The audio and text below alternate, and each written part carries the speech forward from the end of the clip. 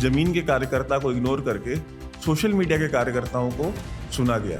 अयोध्या में जब कॉरिडोर बनना शुरू हुआ, जब वहां पे सड़कों का चौड़ीकरण शुरू हुआ, तो वहां पे जो अधिकारियों ने व्यापक रूप से जो भ्रष्टाचार किया, और आपकी पार्टी के जो जमीनी स्तर के जो कार्यकर्ता थे वो चीख रहे थे, चिल्ला रहे थे, लेकिन उनकी सुनने वाला कोई नहीं था, क्योंकि ये सारे की सारे जो भ्रष्टाचार था ये अधिकारियों के और कुछ लोगों के मिलीभगत से हो रहा था। मुलायम सिंह यादव, जिसने राम मंदिर में राम भक्तों के ऊपर गोलियां चलवाई अयोध्या में, उसको आप सम्मानित करते हैं। कांग्रेस के जमाने में किसी का तुष्टीकरण होता था, आपके जमाने में किसी और का तुष्टीकरण हो रहा है। जब बच्चे का पेपर लीक होता है तो उस पूरे साल की पढ़ाई पे जो खर्च उन माँ बाप ने किया है अपने बच्चे की पढ़ाई पे, वो पूरा का पूरा खर्च उनका वेस्ट हो जाता है। आप ज्यादा शॉर्ट नहीं है पूर्ण बहुमत से, मुश्किल से 30-31 सीट आप पीछे हैं। जनता ने आपको एक इंडिकेशन दिया है कि ये रास्ता ठीक नहीं है। कांग्रेस की गवर्नमेंट थी तो मुसलमानों को अधिकार था कि वो शहीद स्मारक में जाएं और लात से मार के तोड़ दें। कांग्रेस की गवर्नमेंट थी तो मुसलमानों को इजाजत थी कि वो चाहे जहां चढ़ जाए, चाहे जो कर लें।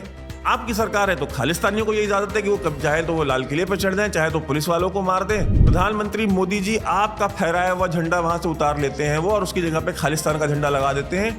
और ये इस देश में जो सरकार है, सरकार उनके खिलाफ कोई एक्शन नहीं लेती। देश की चुनी हुई सांसद को एयरपोर्ट के ऊपर एक महिला थप्पड़ मार देती है, एक कांस्टेबल उसको थप्पड़ मार देती है सीआईएसएफ की। आपने कार्रवाई क्या की? सस्पेंड किया है उसको। वो एग्जाम्पल पेश कर रही है कि जो भी किसान आंदोलन को विरोध कर रहे थे, कोई भी मेंबर ऑफ पार्लियामेंट हो, कोई भी मंत्री हो, कोई भी सिख जो भी पोस्टेड है सीआईएसएफ का भारत में कहीं भी, वो उसको थप्पड़ मार दे।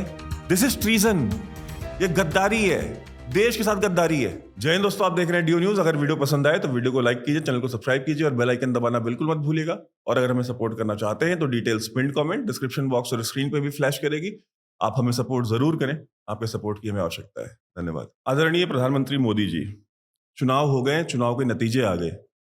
चुनाव के नतीजे जो आए हैं, इसके बाद हर तरह की प्रतिक्रियाएं आ रही हैं। कुछ लोग नाराज हैं, कुछ लोग आंदोलित हैं, और कुछ तो इतने आंदोलित हैं कि जहां जहां आपको कम सीटें मिली हैं वहां के लोगों को गालियां दी जा रही हैं, और उनको बताया जा रहा है कि वो दुनिया के कितने निकृष्ट लोग हैं, जिन्हें किसी भी प्रकार का कोई भी विकास नहीं देना चाहिए। वो नाली के कीड़े हैं, वो नाली में ही ठीक हैं। वो गटर के कीड़े हैं, वो गटर में ही ठीक हैं। वो सांप्रदायिकतावाद में ही ठीक हैं। वो उनको जो है वो मुलायम सिंह यादव जैसे ही नेता सूट करते हैं। उनको मोदी जैसा विकास पुरुष जो है वो सूट नहीं करता। तरह तरह की बातें हो रही हैं। मैं उन लोगों से तो संवाद नहीं कर सकता, क्योंकि संवाद करने के लिए आपके पास एक बेसिक कॉमन सेंस होना चाहिए। बेसिक कॉमन सेंस एक ऐसी चीज है जो कि बहुत कॉमन नहीं है, बहुत कम लोगों के पास होती है, बहुत रेयर होती है। लेकिन आप, चूंकि आप एक बुद्धिजीवी व्यक्ति हैं, आपने पूरा जीवन अपना इस देश को, इस राष्ट्र को, इस समाज को समर्पित किया है, तो आपसे कुछ मुद्दों पे बात करना चाहता हूं। और इनमें सभी उन प्रश्नों के भी उत्तर होंगे जिन प्रश्नों के उत्तर ये आंदोलनकारी मांग रहे हैं, जो दूसरों को ह्यूमिलिएट करने वाले, दूसरों को गालियां देने वाले, और खुद को मोदी समर्थक बताने वाले, और खुद को भाजपा का हितैषी बताने वाले ये जो बेवकूफ हैं, मूर्ख हैं, मूढ़ हैं, उनके भी कई सारे सवालों का जवाब मेरे ही इन सवालों में मिल जाएगा आपको। मेरा पहला सवाल यह है कि क्या किसी भी राजनीतिक दल का जो कार्यकर्ता होता है, क्या वो कार्यकर्ता कोई स्वयंसेवक होता है? नहीं। क्या वो कार्यकर्ता कोई नौकरी करता है, कोई 10 to 5 की जॉब करता है? नहीं। उस कार्यकर्ता का 24/7 एक ही नौकरी होती है, एक ही काम होता है। वो अपने राजनीतिक दल और उसके दल की जो नीतियां, उसकी जो योजनाएं हैं, उनको लोगों तक पहुंचाए और ये सुनिश्चित करे कि वो जन जन तक पहुंच रही हैं या नहीं पहुंच रही हैं। और अगर नहीं पहुंच रही हैं, अगर कहीं कोई शिकायत है, तो जनता की उस शिकायत को लेकर के, अपने मोहल्ले में रहने वाले, अपने शहर में रहने वाले लोगों की शिकायत को लेकर के वो पार्टी के आला जो हाई कमांड है वहां तक उनकी बात लेके जाए, वहां तक पहुंचाए। कार्यकर्ता जब कोई ओपिनियन देता है, कार्यकर्ता जब कोई मांग रखता है, तो क्या उसकी मांग सुनी जानी चाहिए? क्या उसकी बात सुनी जानी चाहिए? बिल्कुल सुनी जानी चाहिए। लेकिन क्या वो इन चुनावों में सुनी गई? ये प्रश्न है। हमारे वीडियो बहुत सारे पॉलिटिकल वर्कर्स देखते हैं, बहुत सारे राजनीतिक कार्यकर्ता देखते हैं। मैं चाहता हूं कि जो लोग देख रहे हैं, जो पॉलिटिकल वर्कर्स हैं, वो कमेंट सेक्शन में मुझे बताएं कि क्या उन्होंने जो ओपिनियन दिया वो ओपिनियन सुना गया? क्या उन्होंने जिन कैंडिडेट्स के विरोध में बात की कि भाई इन कैंडिडेट्स को टिकट न दिया जाए, क्या उनको टिकट नहीं दिए गए? क्या एक आईएएस ऑफिसर नृपेंद्र मिश्रा के बेटे को श्रावस्ती से टिकट कार्यकर्ताओं की मांग पे दिया गया था? क्या योग्यता थी उनके बेटे की जिनको ये टिकट दिया गया? इसके अलावा कि वो नृपेंद्र मिश्रा है, बहुत प्रिंसिपल सेक्रेटरी, इस देश के सबसे बड़े आईएएस ऑफिसर है, इसको छोड़ करके उनके बेटे की योग्यता क्या थी कि उनको टिकट दिया गया? मुझे वो योग्यता बताएं। अगर उनकी राजनीति का कोई आधार नहीं है तो किस बात पे टिकट दी गई उनको? राजनीतिक गतिविधियां जो सड़क पे होती हैं, जो गली मोहल्लों में होती हैं, वो जो करने वाले हैं, ये आईटी सेल के ट्रोल्स वो काम नहीं करते। ये अगर आपके लिए 4 वोट मांग भी लेंगे तो ये अपने व्हाट्सएप ग्रुपों में और अपने 2-4 सोशल मीडिया प्रोफाइल्स पे बैठ करके आपके लिए वोट मांग लेंगे। ये एक इको चैम्बर बना करके बैठने वाले लोग हैं। ये अपने उस इको चैम्बर में बैठते हैं और उस इको चैम्बर में ये एक दूसरे से सिर्फ एग्री करते हैं, हर चीजों पे एक दूसरे से सहमत होते हैं। इनमें से कभी भी कोई 50 डिग्री 48 डिग्री की टेम्परेचर में निकल करके आपके लिए कैंपेनिंग नहीं करता। इनमें से कोई भी पन्ना प्रमुख बनाने लायक नहीं है। और आपने बना दिया तो आपको इनकी हकीकत भी मालूम चल जाएगी कि कितने सीरियस कार्यकर्ता हैं। सबसे बड़ी गलती जो की गई है कि जमीन के कार्यकर्ता को इग्नोर करके सोशल मीडिया के कार्यकर्ताओं को सुना गया। जमीन के कार्यकर्ताओं से मिलने के बजाय सोशल मीडिया के कार्यकर्ताओं को बुला करके प्रेजेंटेशंस दी गई। इसी दिल्ली शहर में बहुत सारे मंत्रालयों में बहुत सारे मंत्री थे जो बुला बुला करके यूट्यूबर्स को सोशल मीडिया, मैं नहीं गया किसी भी मीटिंग में, ऐसी नहीं गया। मेरे जानने वाले भी कुछ 1-2 दोस्त थे जिनको इनविटेशन मिला था, वो नहीं गए। आप अपने काम जनता को बताइए, हमें बताने की आवश्यकता नहीं है। हमें बता के क्या होगा? लेकिन आप जब सोशल मीडिया इन्फ्लुएंसर्स को, ट्विटर वालों को, इंस्टाग्राम वालों को, यूट्यूब वालों को, अगर आप राजनीतिक कार्यकर्ता के ऊपर जब आप प्रेफरेंस देते हैं, जो कि घर से लोगों को निकाल करके उनको ई रिक्शा पे बिठाता है, उनको अपनी मोटरसाइकिल पे बिठाता है, उनके लिए गाड़ी अरेंज करता है, गाड़ियों में बिठा बिठा करके लोगों को पोलिंग बूथ तक पहुंचाता है, उसकी अगर अनदेखी होगी, उसका ओपिनियन नहीं लिया जाएगा, उसकी बात नहीं सुनी जाएगी। ये सोशल मीडिया है, मेरे भी कुछ 1.5 पौने 2 लाख फॉलोअर्स है ट्विटर पे, तो मेरा एक यूट्यूब चैनल है, उसमें कुछ 17-18 लाख सब्सक्राइबर्स हैं। तो मैं कभी भी उस कार्यकर्ता को रिप्लेस थोड़ी कर सकता हूं। मेरी हैसियत उस राजनीतिक कार्यकर्ता से के सामने कुछ भी नहीं है। वो आपको दिन के 100-200 वोट लोगों को घर से ला करके आपको दिलवा सकता है। मेरे कहने से मुझे नहीं पता कि मेरे घर में भी कितने लोग वोट देंगे या नहीं देंगे। अगर मेरे भाई को, अगर भाजपा को वोट नहीं देना है मान लीजिए, और मैं अपने भाई को कहने जाऊं कि भाई आप मोदी जी को वोट दे दीजिए, तो मेरे कहने से वो वोट नहीं देगा। वो आपके लोगों को, 100-200 लोगों को, हर एक कार्यकर्ता अपने घरों से उठा उठा करके पोलिंग बूथ पे लेके जाने वाला कार्यकर्ता है। अगर उसकी सुनवाई नहीं होगी तो वोट क्यों मिलेगा आपको? वो आपके लिए क्यों निकलेगा? वाराणसी और अयोध्या के लोगों को सबसे ज्यादा गाली पड़ रही है। अयोध्या के लोगों ने चुनाव हरवा दिया और काशी में, वाराणसी में प्रधानमंत्री मोदी जी का जो विनिंग मार्जिन था वो 5-5.5 लाख से गिर के 1.5 लाख पे आ गया। हुआ क्यों है ऐसा? मैं बताता हूं। जब बनारस में काशी विश्वनाथ कॉरिडोर बन रहा था, जिस कॉरिडोर को दिखा दिखा करके ये सोशल मीडिया जो इन्फ्लुएंसर्स हैं, ये दुनिया को बताते हैं कि देखो बहुत विकास हुआ है। कोई दो राय नहीं है, बनारस में विकास हुआ है। मैंने कभी नहीं डिनाई किया, मैंने डिफेंड किया इस चीज को हमेशा। लेकिन जब वो कॉरिडोर बन रहा था तो उस कॉरिडोर के बनने के दौरान जो वहां पे जो लोकल अधिकारी थे, उन्होंने जो व्यापक स्तर पे जो भ्रष्टाचार किया, और उसके बाद अयोध्या में जब कॉरिडोर बनना शुरू हुआ, जब वहां पे सड़कों का चौड़ीकरण शुरू हुआ, तो वहां पे जो अधिकारियों ने व्यापक रूप से जो भ्रष्टाचार किया, और आपकी पार्टी के जो जमीनी स्तर के जो कार्यकर्ता थे वो चीख रहे थे, चिल्ला रहे थे, लेकिन उनके सुनने वाला कोई नहीं था, क्योंकि ये सारे की सारे जो भ्रष्टाचार था ये अधिकारियों के और कुछ लोगों के मिलीभगत से हो रहा था। उन अधिकारियों को आशीर्वाद किसी का प्राप्त था और पैसे सारे बना रहे थे उसमें, और जनता की कोई सुनवाई नहीं। मैं चाहता हूं कि आप एक बार कोई प्रेस कॉन्फ्रेंस में, आपने किसी ट्वीट में, आपने किसी पोस्ट में आप मुझे ये बताएं, आप मेरे शहर से, वाराणसी से आप सांसद हैं, वाराणसी में सांसद प्रतिनिधि कौन है? आप तो प्रधानमंत्री हैं। अगर मैं वाराणसी की जनता का एक हिस्सा हूं, एक भाग हूं, और मुझे आपसे कोई बात कहनी है, एक सांसद के रूप में मेरी कोई समस्या है, मुझे आपसे अपनी बात रखनी है, तो मैं नहीं रख सकता, क्योंकि आप प्रधानमंत्री हैं। समझने वाली चीज है, अंडरस्टैंडेबल है कि चलो ठीक है, आप प्रधानमंत्री से नहीं मिल सकते, यू हैव अ प्रिविलेज कि आपका सांसद प्रधानमंत्री है, बट प्रधानमंत्री से मिलने के लिए लिमिटेड लोग होते हैं, हर कोई नहीं मिल सकता। ठीक है, नहीं मिल सकता, लेकिन आपका सांसद प्रतिनिधि भी नहीं है। अगर सांसद प्रतिनिधि भी नहीं है तो जनता आखिर किसके पास जाए, किससे अपनी समस्या कहे? तो उसको लोकल जो भी लीडर अवेलेबल होता है, जो उसके लिए सड़क पे खड़ा हो जाता है, जो उसकी मांग उठा देता है, जो उसको सपोर्ट कर देता है, जो उनकी आवाज बन जाता है सड़क पे खड़ा होकर, जो डीएम ऑफिस चला जाता है उनके साथ, या डीएम को फोन कर देता है, फिर वो अगली बार उसको वोट देते हैं, क्योंकि उसकी लाइफ की जो रोजमर्रा की समस्याएं हैं वो सुनने के लिए और कोई अवेलेबल ही नहीं है। ये ग्राउंड रियलिटी है। इसका समाधान यूपी वालों को, बनारस वालों को गाली देने से नहीं हो रहा। अगर मेरी बात में अगर कोई सच्चाई नहीं है, काशी विश्वनाथ कॉरिडोर में कोई भ्रष्टाचार नहीं हुआ, अयोध्या में जो सड़कों का चौड़ीकरण और अयोध्या की जो विकास की जो परियोजनाएं चल रही हैं उसमें कहीं कोई भ्रष्टाचार नहीं हुआ है, तो मैं बस इतना चाहता हूं कि जो भी अधिकारी काशी विश्वनाथ कॉरिडोर में कार्यरत थे या जो अयोध्या के इस विस्तार में, इस चौड़ीकरण में और इन विकास की परियोजनाओं में सम्मिलित हैं, इनकी संपत्ति की जांच करा ली जाए। इनकी संपत्ति की जांच करा ली जाए और दूध का दूध और पानी का पानी साबित हो जाएगा। मैं गारंटी देता हूं। मैं एक बीजेपी को विचारधारा को सपोर्ट करने वाला व्यक्ति होकर ये बात कह रहा हूं, और मैं चूंकि आपकी विचारधारा से जुड़ा हूं, आपकी पार्टी से नहीं जुड़ा, इसलिए मैं आपको सच बोल सकता हूं। जो आपकी पार्टी से जुड़े हैं, जिन्होंने आपकी पार्टी से फायदा उठाया है, जो आपकी पार्टी से प्रोजेक्ट्स लेते हैं, जो आपकी पार्टी से और आपकी गवर्नमेंट से जो फायदा उठाते हैं, अलग अलग गवर्नमेंट परियोजनाओं के अंतर्गत ठेके लेते हैं, हो सकता है कि वो इन चीजों को ना स्वीकार करें, वो ना बोल पाए, जानते होंगे लेकिन बोलेंगे नहीं, क्योंकि उन लाभार्थियों की लिस्ट में जो करोड़ों लाभार्थी इस देश के हैं, उनमें दूसरे विभिन्न प्रकार के और भी लाभार्थी, उनमें से वो भी एक लाभार्थी होंगे। मैं उनमें से कोई लाभार्थी नहीं हूं, इसलिए मैं आपको सत्य बता रहा हूं। इन आईटी सेल के ट्रोलों से सावधान रहें।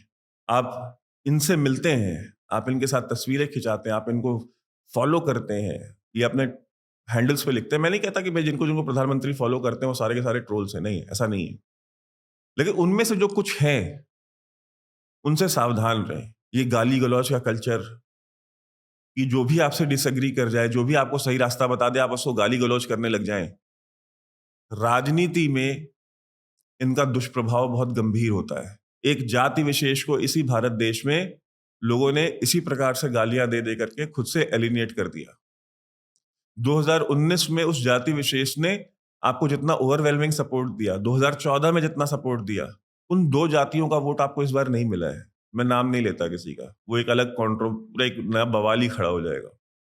अगर उन दो जातियों ने अगर आपको इस बार वोट नहीं दिया है, तो सोचिए, गंभीरता से विचार कीजिए कि क्या उनको गाली देने से वो आपको वापस वोट करने लग जाएंगे। आपके वो सपोर्टर्स जो आपको विरोध करते थे कि भाई आप मुलायम सिंह यादव को आप सम्मानित कर रहे हैं, आप उनको पद्म विभूषण देंगे। भाई मुलायम सिंह यादव जिसने राम मंदिर में राम भक्तों के ऊपर गोलियां चलवाई अयोध्या में, उसको आप सम्मानित करते हैं। आपको क्या लगता है कि आपके पद्म विभूषण दे देने से या आपके किसी को भारत रत्न दे देने से उस समाज का वोटर आपको वोट दे देगा? और अगर वो वोट दे देगा तो उसके वोट के लिए आप मुलायम सिंह जैसे या उनके जैसे किसी भी हत्यारे को आप सम्मानित कर देंगे? आप पद्म भूषण पद्म विभूषण दे देंगे, भारत रत्न दे देंगे? इन चीजों से बचना चाहिए। आपको ये सलाह कौन देता है मुझे नहीं पता। ये राजनीतिक ज्ञान कि मुलायम सिंह को सम्मानित करने से हमारा वोटर तो हमारा नौकर है ना, वो तो हमारा गुलाम है, वो तो हमारा नौकर है, वो तो उसके पास तो हमारे अलावा ऑप्शन ही कोई नहीं है। हमारा जो वोटर है, जो कि हिंदुत्व की विचारधारा का वोटर है, जो भारत देश की एकता अखंडता का वोटर है, वो तो हमारा वोटर थोड़ी है, वो तो हमारा नौकर है। वो जाएगा कहां? इसके बाद हम चाहे मुलायम सिंह को भारत रत्न दे दें और चाहे किसी मुख्तार अंसारी को पद्म विभूषण दे दें, किसी को क्या ही मालूम चलेगा। ये तो कहीं हमारा वो नौकर तो कहीं जाना नहीं है, उनके साइड वाले हमारे साइड आ जाएंगे। आ गए ना, साइड आया नहीं, साइड लगा दिया आपको। ये सारे काम जिन लोगों ने भी आपको नसीहत दी थी, जिन लोगों ने भी आपको रिकमेंडेशन किया था, उनको आइडेंटिफाई कीजिए कि किन्होंने आपको ये सलाह दी थी। मिडिल क्लास इस देश में आपका इतना बड़ा वोटर है। मैं हमेशा कहता रहता हूं, बार बार कहता हूं, आज फिर कह रहा हूं, मिडिल क्लास आपका कोर वोटर है। मिडिल क्लास को सपोर्ट कीजिए। पिछले 10 साल में मिडिल क्लास को कोई रिलीफ नहीं दिया आपने। राष्ट्रभक्ति का, देश प्रेम का सारा बोझ मिडिल क्लास नहीं उठाएगा। मिडिल क्लास की जिम्मेदारी नहीं है कि वो देश की एकता और अखंडता के लिए राष्ट्र हित में जो है टैक्स का बोझ अपने सर पे लादता फिरे। कॉर्पोरेट्स के ऊपर लगाइए टैक्स, जो इस देश में हजारों लाखों करोड़ कमाते हैं उनके ऊपर टैक्स लगाइए, उनसे पैसे वसूलिए। वेल्थ क्रिएटर्स हैं, ठीक है, लेकिन आपको एक बैलेंस स्ट्राइक करना पड़ेगा। मिडिल क्लास कितना बोझ उठाएगा? सबसे ज्यादा जीएसटी भी वही देगा, सबसे ज्यादा इनकम टैक्स भी वही भरेगा, सबसे ज्यादा टोल टैक्स भी वही भरेगा, सबसे ज्यादा वाटर टैक्स भी वही भरेगा, सब कुछ सबसे ज्यादा वही भर रहा है। आपको इंडस्ट्रियलाइजेशन करना है, आपको एफडीआई इनवाइट करनी है, आप उसके और तरीके निकालिए। तुष्टीकरण की राजनीति बंद कीजिए। कांग्रेस के जमाने में किसी का तुष्टीकरण होता था, आपके जमाने में किसी और का तुष्टीकरण हो रहा है। उनकी सरकार होती तो वो एक समुदाय विशेष को जो है बैठा के घर में खिला रहे होते, आप दूसरे को खिला रहे हैं, आप दूसरे को अपीज कर रहे हैं। तुष्टीकरण बंद कीजिए। आपका जो कोर वोटर है, जो मिडिल क्लास का, वो उस चीज को नहीं पसंद करता। वो बोझ में दबते दबते बहुत दब गया है। उसके बच्चे का पेपर लीक होता है।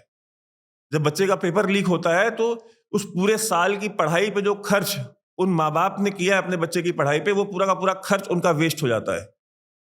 वो बच्चा किसी शहर में रहता है, किसी शहर में रह के कोचिंग करता है, उस कोचिंग की फीस देते हैं उसके माँ बाप, उसके वहां रहने का खर्च देते हैं, उसके खाने का खर्च देते हैं, उसके चलने फिरने का खर्च देते हैं।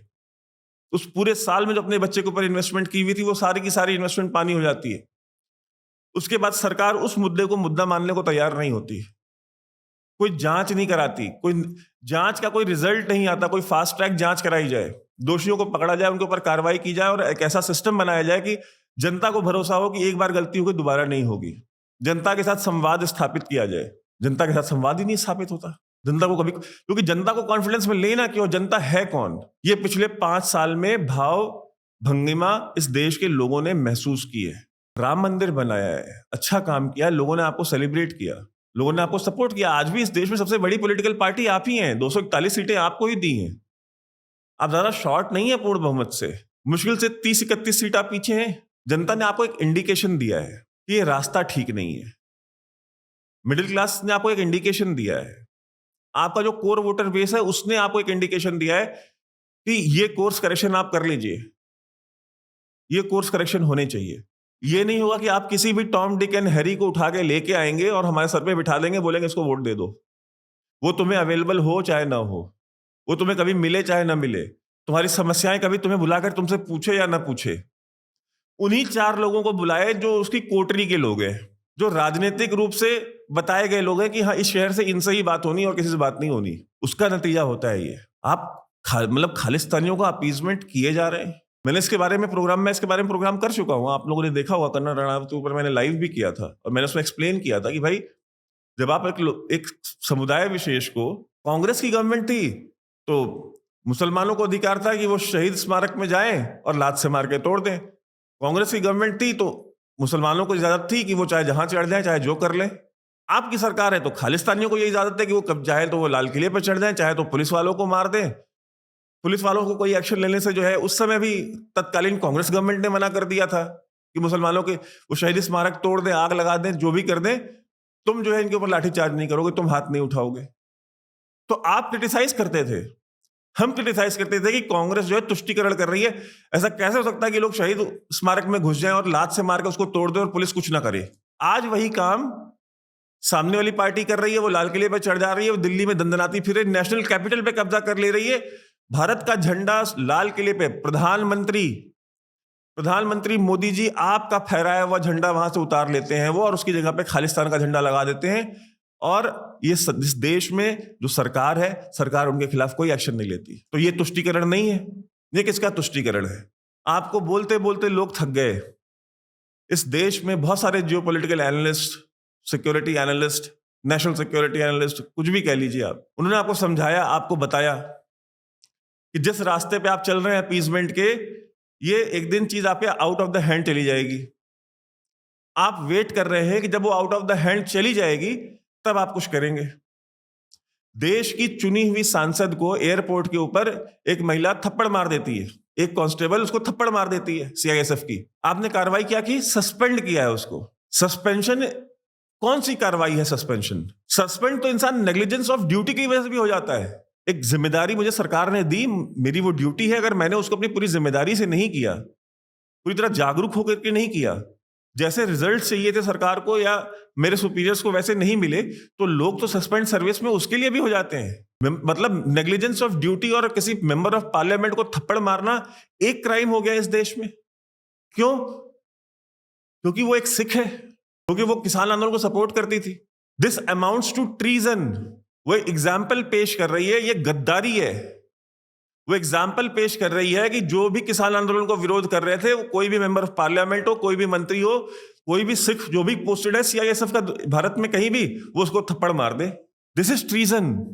ये गद्दारी है, देश के साथ गद्दारी है। और आपने सस्पेंड करके उसको साइड में लगा दिया, जैसे कुछ हुआ ही नहीं। यानी आपने सबक आज भी नहीं लिया है, आप आज भी वही अपीजमेंट कर रहे हैं। किसी कांस्टेबल को सुबह 8 बजे ड्यूटी पे पहुंचना था, अगर वो 8:15 पे पहुंचा ना, सस्पेंड लोग उस पे भी हो जाते हैं। तो क्या 15 मिनट लेट होना और एक सांसद को थप्पड़ मारना एक क्राइम है? आपने पाकिस्तान में आपने अपने चुनावी रैली में कहा कि हमने आतंकियों को घर में घुस के मारा। मोदी जी, आपने उनको घर में घुस के मारा, बालाकोट में मारा, तो इस देश में 2019 में आपको पिछली बार से ज्यादा बहुमत से सरकार आपकी बनाई। आप उनको घर में घुस के मारते हो और ये देश आपके साथ खड़ा होता है। ऐसा नहीं कि ये देश आपके साथ खड़ा नहीं होता, आपको पिछली बार से ज्यादा मैंडेट देता है, ज्यादा सीटें देता है, क्योंकि आपने स्ट्रेंथ दिखाई। आपने दिखाया कि हमारी रीढ़ की हड्डी है और हमारी रीढ़ की हड्डी सीधी है।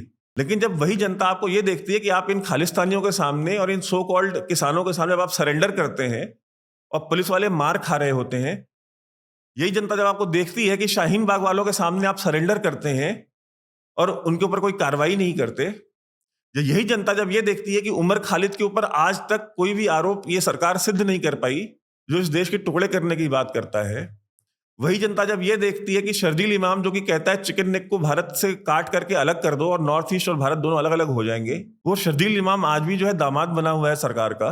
वो जब ये देखते हैं कि अमृतपाल जैसे लोग जेल में बैठ के चुनाव लड़ रहे हैं, वो लोग देखते हैं कि इंजीनियर रशीद जैसे लोग जम्मू कश्मीर से चुनाव लड़ रहे हैं, जब आपकी वो रीढ़ की हड्डी जब सीधी देखते हैं ना, तो वो जितना गौरवान्वित महसूस करते हैं इन चीजों को देख के, फिर उतना फ्रस्ट्रेटेड भी फील करते हैं। उन्हें लगता है हम तो इस सरकार के पीछे खड़े होते हैं, ये सरकार कब खड़ी होगी, ये सरकार कब इनके सामने खड़ी होगी, हम तो खड़े हैं सरकार के साथ। लेकिन आप मना करते हैं कि नहीं, हम नहीं खड़े होंगे, हम ब्लैकमेल होंगे, हम शाहीन बाग वालों से भी ब्लैकमेल होंगे, हम दिल्ली दंगों वालों से भी ब्लैकमेल होंगे, हम किसान आंदोलन वालों से भी ब्लैकमेल होंगे, हम लाल किले पे चढ़ने वालों से भी ब्लैकमेल होंगे। जो चाहे वो आए और आकर के हमको ब्लैकमेल कर ले। पश्चिम बंगाल में जब हिंदू महिलाओं के साथ बलात्कार हो रहे होते हैं और लोग अपना घर, अपना गांव, अपना खेत छोड़ करके आसाम में जाकर के रेफ्यूजी बनते हैं, आपकी आईटी से ला करके हमें बताती है कि देखो यहाँ पर इतने सारे रेफ्यूजी हो गए, देखो इतनी महिलाओं का बलात्कार हो गया, देखो मुसलमानों ने ऐसा कर दिया, देखो ममता बनर्जी ने वैसा करा दिया।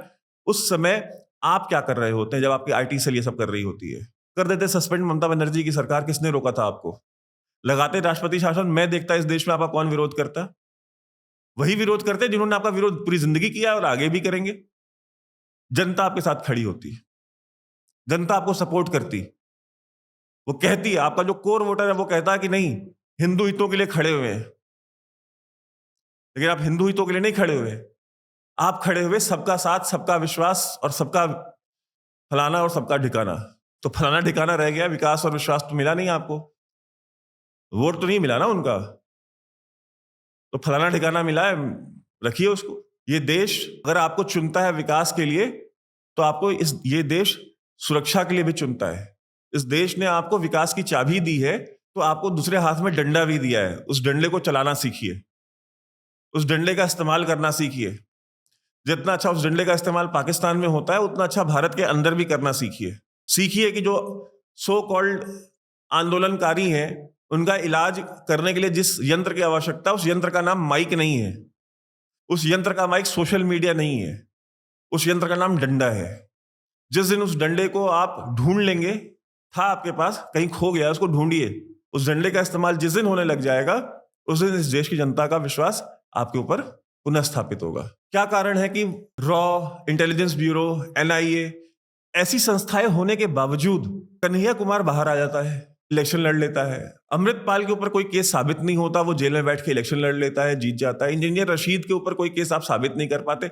हमको सबको पता है इनकी गतिविधियां, हमको इनके स्टेटमेंट्स पता है, हमको ये पता है कि आतंकवादी रहे। तो ये कौन से लोग हैं, ये कौन से अधिकारी हैं जो आपने इन विभागों में बिठा रखे हैं, जो कुछ साबित नहीं कर पा रहे हैं, कोर्ट में जाकर के कोर्ट को कन्विंस नहीं कर पा रहे, इररिफ्यूटेबल एविडेंस क्यों नहीं दे पा रहे हैं? एनफोर्समेंट डायरेक्टरेट जो है, ईडी, वो इतना ज्यादा सक्षम काम कर ले रही है, तो बाकी एजेंसियां क्यों नहीं कर पा रही हैं? सोचिए, विचार कीजिए। 10 साल हो गए आपको सत्ता में रहते हुए। 10 साल एक दशक होता है। जनता का जो सब्र होता है, उसकी एक सीमा होती है, सीमा को समझिए। अयोध्या वासियों को गाली देकर क्या होगा? कुछ भी नहीं हासिल होना। और पता करिए, पता कराइए कि ये कौन से आपके लोग हैं जो ये अयोध्या वासियों को गालियां दे रहे हैं। अयोध्या वासी कितने सीधे और कितने भोले हैं, मैं वहां रह करके, वहां देख करके आया हूं। सीधे साधे सिंपल लोग हैं। उन्होंने आपसे कोई 8 लेन हाईवे नहीं मांगा है। वो सिर्फ और सिर्फ अपनी जमीनें चाहते थे कि यार हमको हमारी जमीनें, हमारा घर रहने दो हमारे पास, हमारी रोजी रोटी हमारे पास रहने दो। कोई बहुत बड़ी चीज नहीं मांगी। और मैं आपसे एक बात और कहना चाहता हूं, जब लल्लू सिंह ने चलते हुए चुनाव के दौरान, अगर लल्लू सिंह ये कहते हैं कि हम चुनाव जीते तो हम आकर के संविधान बदल देंगे, तो लल्लू सिंह एक्सपेक्ट क्या कर रहे थे कि इसका नतीजा क्या होगा, कि लोग बहुत खुश होंगे, शाबाशी देंगे, जो ओबीसी वोटर है, जो एससी वोटर है, जो एसटी वोटर है, वो बहुत खुश होगा। तो अगर नहीं लल्लू जी संविधान बदल देंगे, आरक्षण हटा देंगे, ठीक है, तो हम तो इन्हीं को वोट देंगे। ये अपेक्षा थी। क्या अपेक्षा कर रहे थे? तो जो हुआ है उसमें अयोध्या वासियों को गाली देना कोई ठीक नहीं है। कहते अरे राम मंदिर बनवाया तो 100 खून माफ होते हैं उसके लिए। यार राम मंदिर बनवाया, 100 खून माफ, जाके जरा उन लोगों से बात तो करो, उनकी आंखों में आंखें डाल करके देखो तो सही एक बार, जिनके घर उनके आंखों के सामने गिर रहे थे बिना उनकी मर्जी के। जब भी कोई वीआईपी मूवमेंट होती है, उठा करके जितने भी वहां के लोकल रेडी वाले हैं, जो लोकल वहां के गांव वाले, उनको उठा उठा करके उनकी दुकानें हटा दी जाती हैं। महीने में 15 दिन वीआईपी विजिट होता है अयोध्या में, महीने में 15 दिन उनके पास काम ही नहीं होता, क्योंकि 15 दिन वीआईपी मूवमेंट है, तो 15 दिन तो अब वो रेडी लगेगी नहीं उसकी। उसका परिवार कैसे खाएगा पिएगा? कि मतलब वो अपने परिवार का बलिदान दे दे तुम्हारे, मतलब आपके लिए क्या करे वो? उसकी अपनी लाइफ में बहुत सारी समस्याएं हैं और उसका सुनने वाला कोई नहीं है। उनको समझें, ये प्रॉब्लम्स हैं।